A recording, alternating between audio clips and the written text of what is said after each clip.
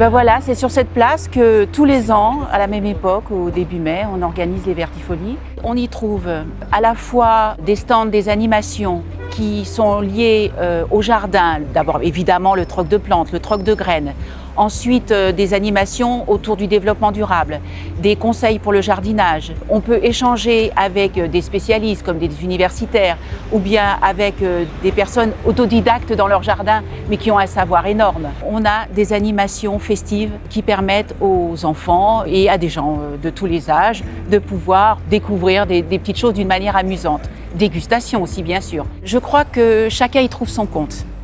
Je crois que toutes les populations y sont présentes, toutes les cultures, que des gens qui n'ont pas l'habitude d'aborder des sujets, des thèmes comme ça, le font naturellement parce que du coup, ils rencontrent des personnes qu'ils n'ont pas l'habitude de voir. Chaque année, on essaie de trouver un thème qui va pouvoir faire évoluer les choses d'une manière différente. Ensuite, ce thème inspire les jeunes de l'Innoventura qui vont faire l'affiche. Ça nous permet aussi de prendre contact avec d'autres partenaires, des partenaires qu'on n'aurait peut-être pas sollicités dans d'autres circonstances. Quand on a commencé à parler un peu plus de biodiversité, c'est Greenpeace qui nous a rejoints. Voilà, on continue de cette manière. Je voudrais mettre l'accent sur toute l'équipe des bénévoles qui participent et qui soutiennent les Vertifolies pour que cet événement se déroule dans de bonnes conditions au début mai. Ils sont autour de 135 à peu près. Les Vertifolies ne peuvent pas être ailleurs qu'au milieu de la ville.